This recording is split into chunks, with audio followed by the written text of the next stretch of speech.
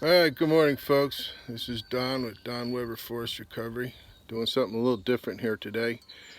My log splitter isn't working just right. It's got a two-stage hydraulic pump, and I think the high pressure, low flow side of the pump's not working.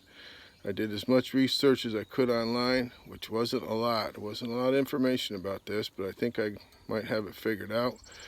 And so I want to make a video about it and talk to you about what I do as I do it. Alright, so there's my pump. It's a Northern, which today would be called Northern Hydraulics, I believe. This machine was built in 2004. I think the manufacturing date on that pump is 2003 or something. This machine, it's all covered up so it's hard to see it. But this machine, it's American brand splitter, and it was owned by two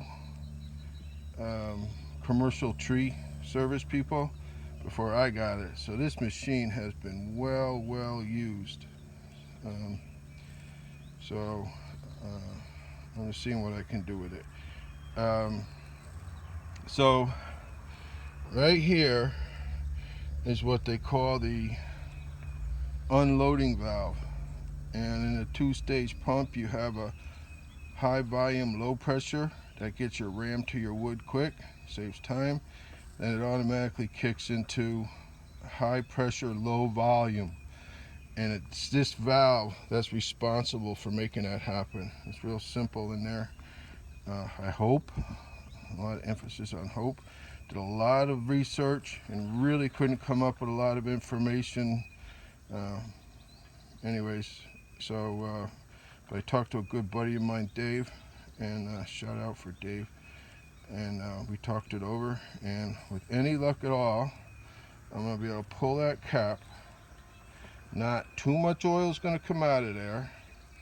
I'm going to get the valve out of there, the spring out of there. Maybe I'll stick this cap back on there because some oil will come out, but I hope it'll stop, but we'll see. I think there's internal passages, so it's still going to keep leaking.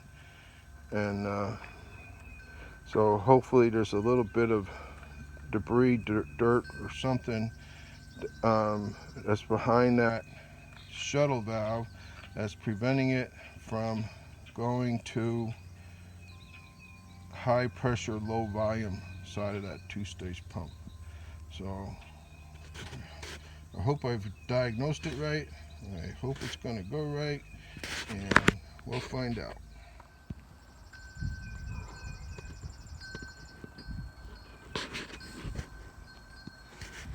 All right, I took that big hex nut off of there, and I did not find what I was looking for. I called my buddy, and he thinks that's where you adjust the pressure for the whole pump. And he thinks, because I sent him pics and pictures, and he lives in Florida, so this is great use of technology. So he thinks, and by the sandwiching on the pump, that this is where I'm going to find my unloading valve. All right, so let me dig into this and we'll be back. All right, so this is what I found in there. A spring with that ball.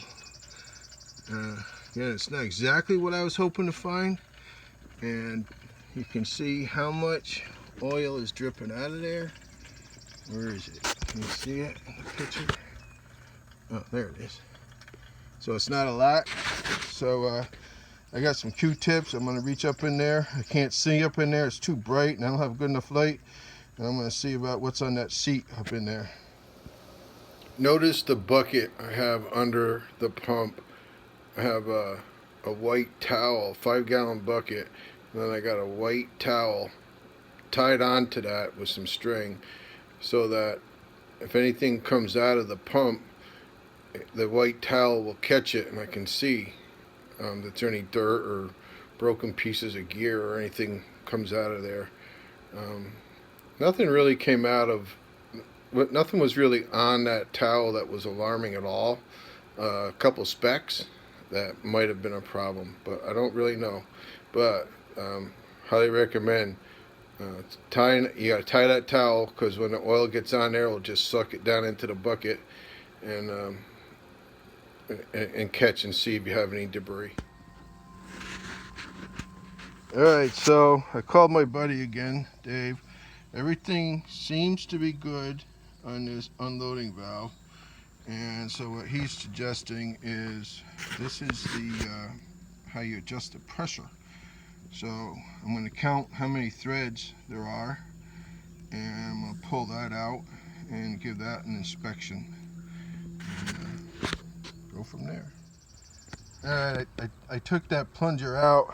I didn't show you when I had it out. What I wound up doing was, there you go. I use this little stick, and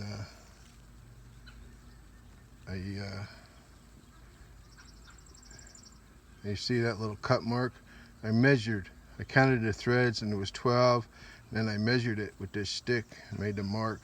So I put that pressure adjustment right back exactly where it was. Didn't find anything wrong in there. So talked to my buddy.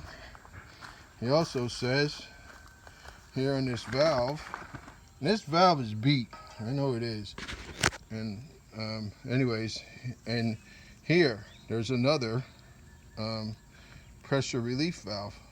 So I'm going to pop that off and see what I can find in there. Feel pretty confident having my friend to talk to, and otherwise I don't know that I'd be doing all this on my own. I'm a pretty good mechanic, but he's helping me out a lot. Alright, it's the next day, and I just got done splitting wood with the machine, and it's definitely running better. It's still a fairly tired old machine, I think, but it works great for me. So one thing that I didn't really show you guys was when I took this, that's how you set the pressure. It's just a plunger on a spring. I didn't show you that, but I think the most important thing that I learned about this pump here is it's nothing to be afraid of. There's another guy, what I did, just taking apart the pressure gauge, how you set the pressure on it, and the unloading spring. Nothing to it. And a lot of fluid came out of this when I took it all out, the plunger and spring, and then I just put that cap back on there while I was working on it. And then I did go ahead and change the fluid, and you're seeing it upside down. Maybe I can, and that's the right Napa filter at 25, 25 micros? I don't think. 25 microns. 25 microns. I'm saying it right. It had a 10 microgram micro filter in there. Too fine of a filter, and that's what they told me at the factory, that if you got a plugged up filter or a problem with your filter, it can cause problems with your pressure. Even though this is on the low pressure side of all your valves, it still makes a difference. So my valve is leaking right out of the back of there. Every time the pressure kicks off on it, it spurts out a little bit of hydraulic fluid. And again, the factory told me, you got a problem with these valves can fail. They're old, they fail. So I feel like I dodged a bullet.